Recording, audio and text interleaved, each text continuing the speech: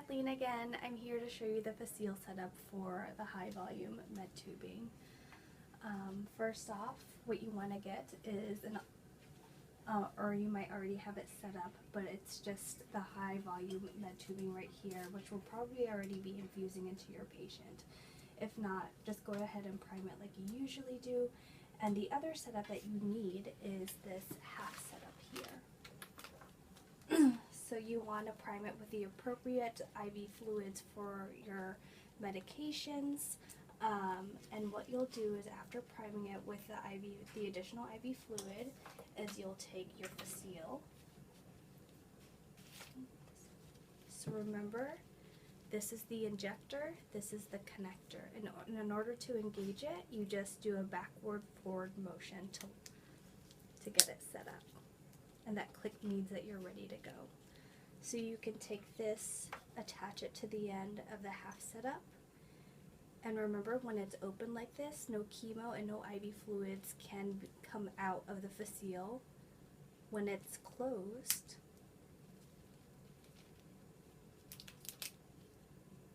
means that it's engaged and IV fluids / chemo can go in through the setup.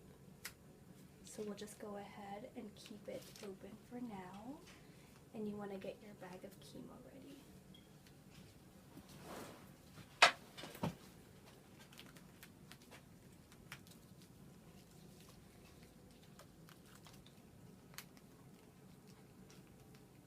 Alright, so we're ready to spike our chemo. So you want to attach your half set to your high volume, and remember you want to do it below the cassette here, otherwise you won't pull from your chemo bag or your medication bag, and instead you'll be pulling from your IV fluids. So again, you want to use sterile technique, make sure that you alcohol swab beforehand, and connect your cassette, or connect the Phaseal to the IV tubing, again, below the cassette. So now we're ready to spike our chemo.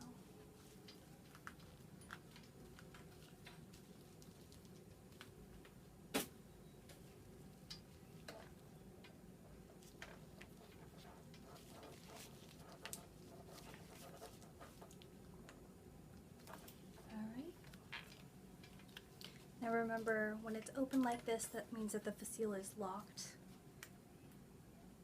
And when you close it, that means it's engaged and ready to be infused.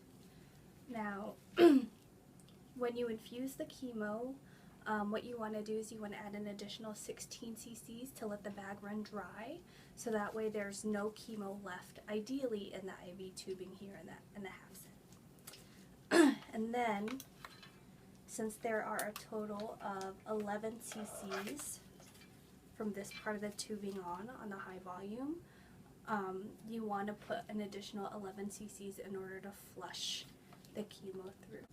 And we're going to change the cassette when we are going to flush the 11 cc's because the chemo bag will be dry. So we're going to swap that out for the remaining flush.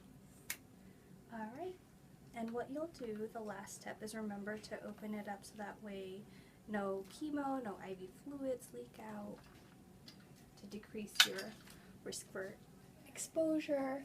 And you're going to take this whole setup and put it in the biohazard bin, not in the biohazard bin, in the chemo bins that are across from bed space 19. Again, not in the biohazard bin.